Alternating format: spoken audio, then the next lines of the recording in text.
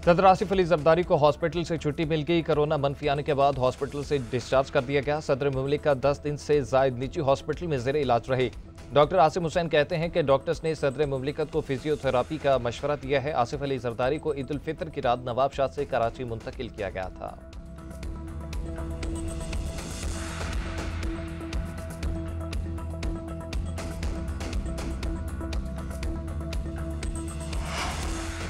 अगले बजट में तनख्वाहदार तबके के लिए रिलीफ का इम्कान। वजीर खजाना मोहम्मद औरंगजेब ने खुशखबरी सुना दी। जुलाई से पहले बिजली के बिलों में मजीद कमी का भी इशारा।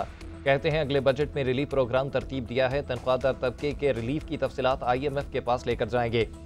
स्टाफ लेवल मुआहदा आइंदा माह तय पा जाएगा। अमरीका पाकिस्तान का सबसे बड़ा तिजारती पार्टनर है।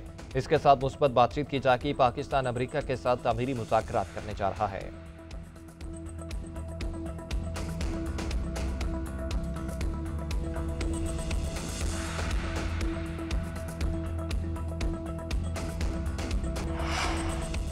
माइंस एंड मिनरल्स बिल की मंजूरी बानी PTI से तफसीली मुशावरत के बाद होगी। पाकिस्तान तहरीक इंसाफ की सियासी कमेटी इजलास का एलामिया जारी। एलामिया के मुताबिक बानी PTI की इजाजत और एतमाद में लेने के बाद बिल असम्बली से मंजूर करवाया जाएगा। ये बिल बानी के एजेंडे, मंशूर बयानिए और अवामी उमंगों के मुताबिक होगा। इस बिल पर किसी किस्म की जल्दबाजी की गई थी न की जाएगी। बिल में हकूक और मादनी वसाइल वफाक को मुंतकिल करने की कोई शक शामिल नहीं। उधर खैबर पख्तूनख्वा हुकूमत का मतराज़े माइंस एंड मिनरल्स मुजव्वज़ा बिल पर ब्रीफिंग का फैसला। 14 अप्रैल को KP असम्बली जिरगा हाल में अरकान सूबाई असम्बली को ब्रीफिंग दी जाएगी।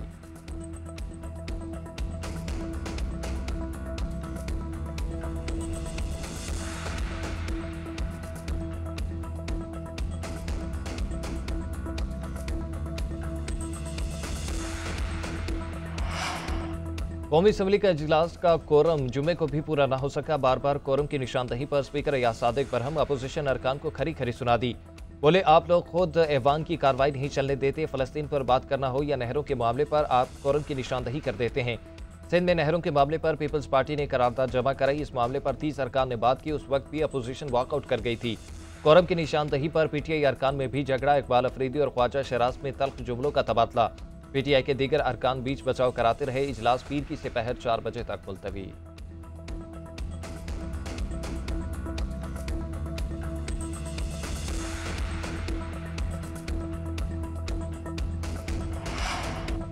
पीपल्स पार्टी का नहरों के मामले पर अपोजिशन से राब्ते का फैसला। PTI और JUI से बातचीत की जाएगी। MQM पाकिस्तान से राब्ते मुतवक्के। आज़ाद अरकान की हिमायत भी हासिल की जाएगी। पीपल्स पार्टी ने करारदाद की मंजूरी के लिए अरकान को टास्क सौंप दिए। पीपल्स पार्टी और PTI की मुश्तरका करारदाद के लिए कोशिश करने की भी हिदायत। शर्जील बेबन की इरफान सदीकी के नहरों से मुतल्लिक बयान की मुसम्मत। रिटायरमेंट का मशवरा दे दिया।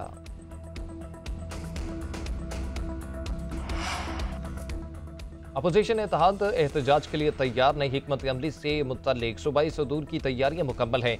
तहरीक इंसाफ के शेख वकास अकरम का कहना है कि मौलाना फजलुर रहमान अपनी शुरा से मशवरा करना चाहते हैं। GDA से हमारी बात हो गई है। बानी PTI चाहते थे कि ईद के बाद अपोजिशन इत्तेहाद के एहतजाज का लाहेअमल लाया जाए। जल्द चीज़ें मुकम्मल होंगी और सबसे शेयर करेंगे। अली अमीन गंडापुर से मुतल्लिक मौलाना फजलुर रहमान ने जो तहफ़्फ़ुज़ात रखे हैं वो हल हो जाएंगे।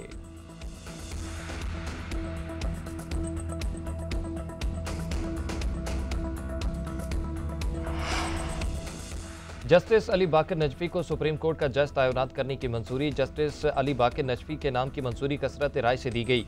चीफ जस्टिस याहिया अफरीदी के ज़ेर सदारत जुडिशल कमीशन का इजलास। जस्टिस शुजात अली खान से मुतल्लिक रिमार्क्स हज़फ करने की मंजूरी।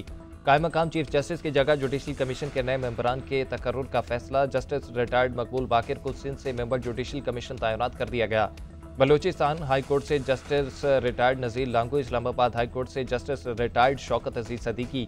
पेशावर हाई कोर्ट से जस्टिस रिटायर्ड शाकिरुल्लाह जान मेंबर जुडिशल कमीशन तैनात। चीफ जस्टिस और पाकिस्तान ने 18 अप्रैल को जुडिशल कमीशन इजलास दोबारा बुला लिया। 4 हाई कोर्ट्स के मुस्तकिल चीफ जस्टिस की नामजदगियों पर गौर किया जाए।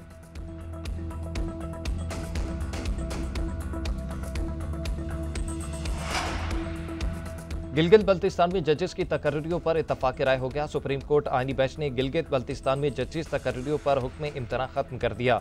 गिलगित बल्तिस्तान हुकूमत ने जजिस तरीकाकार से मुतल्लिक दरख्वास्त वापस ले ली। अटॉर्नी जनरल ने अदालत में बताया हुकूमत ऑर्डर 2018 के मुताबिक जजिस तकर्रियां करेगी। मामले पर एडवोकेट जनरल GP से भी बात कर ली थी।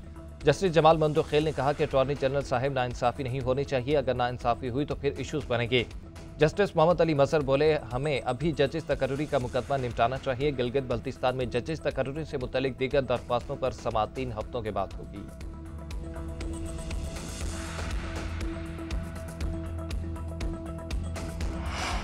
केस मार्किंग और फिक्स करना डिप्टी रजिस्ट्रार जुडिशल का इख्तियार है। केस सिंगल बेंच से डिवीजन बेंच भेजने का इख्तियार बगैर कानूनी जवाज इस्तेमाल न करें।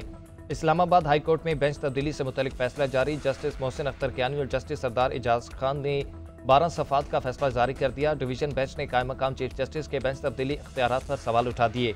डिप्टी रजिस्ट्रार को आइंदा बगैर कानूनी जवाज के केस सिंगल से डिवीजन बेंच ट्रांसफर करने से रोक दिया। कायम मकाम चीफ जस्टिस की हिदायत पर डिवीजन बेंच में मुकर्रर मुकदमा दोबारा मुख्तलिफ बेंचों में भेजने का हुक्म। फैसले में कहा गया कि आइंदा ट्रांसफर या मार्किंग करते हुए अदालती हिदायत मद्देनजर रखें। जब तक फुल कोर्ट मजीद राय न दे, इन्हीं हिदायत पर अमल करें। कानून की तशरीह हो या एक ही तरह के मुकदमात हों, कानूनी जवाब दें, फिर ही इख्तियार इस्तेमाल हो सकता है।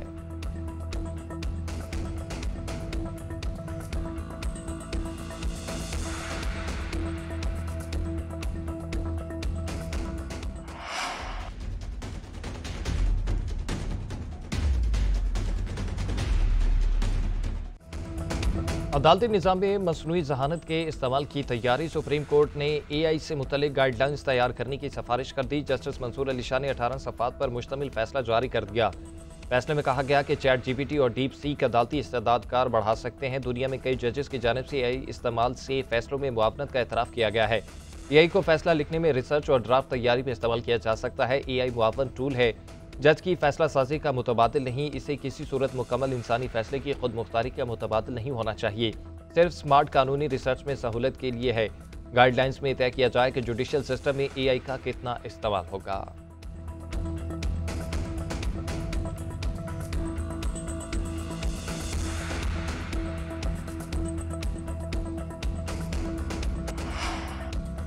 वज़ीर-ए-आला बलोचिस्तान सरफराज बुगटी से मौलाना अब्दुल गफूर हैदरी की सरबराही में JUIF वफ्द की मुलाकात। बलोचिस्तान में अमन व अमान में मजबूती सूरत हाल और BNP के धरने पर तबादला ख्याल।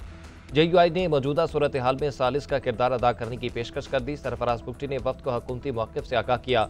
कहा, हुकूमत तमाम सियासी मसाइल का हल सियासी मुशावरत से चाहती है।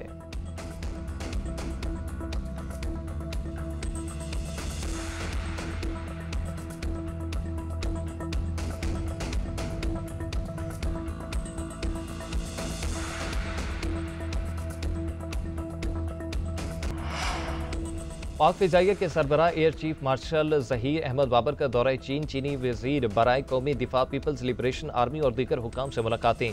चीनी वज़ीर दिफा से मुलाकात में फ़ौजी ताउन, दो तरफ़ा ताल्लुकात मज़ीद मजबूत बनाने का अज़्म, मुश्तरका मशक़ों के ज़रिए चैलेंजेस से निमटने का इरादा किया गया। दौरे का मकसद दोनों ममालिक के दरमियान स्ट्रेटेजिक शराकत दारी को बढ़ाना था।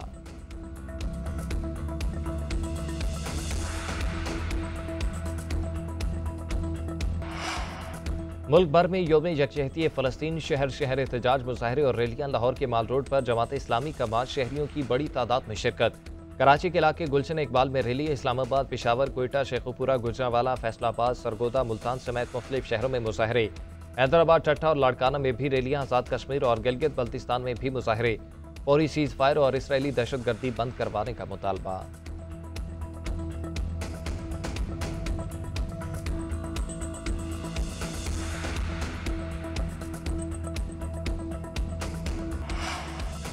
Women's cricket world cup qualifier में पाकिस्तान की दूसरी कामयाबी। कौमी टीम ने स्कॉटलैंड को 6 विकेटों से शिकस्त दे दी। 187 रन का हदफ 31 ओवर में पूरा कर लिया। मुनीबा अली 72 और आलिया रियाज 68 रन बनाकर नुमाया रही। फातेह कप्तान फातिमा सना ने 4 खिलाड़ियों को आउट किया।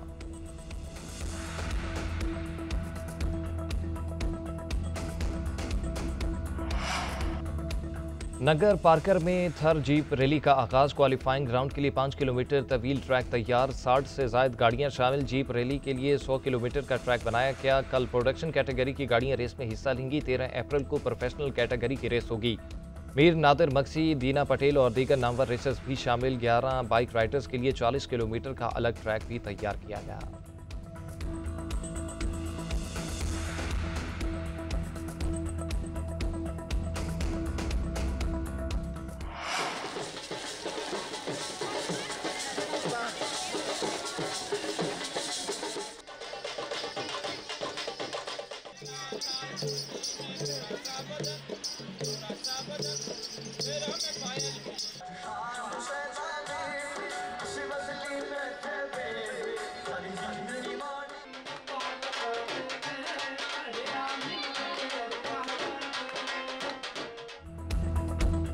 और लाहौर की फिजाएं सूफी रंगों से महक उठी। शालीमार बाग में रिवायती और तारीखी मेला चरागा का आगाज पहले रोज ढोल परफॉर्मेंस, मौसीकी और रक्स से दरवेशा ने समा बांध दिया।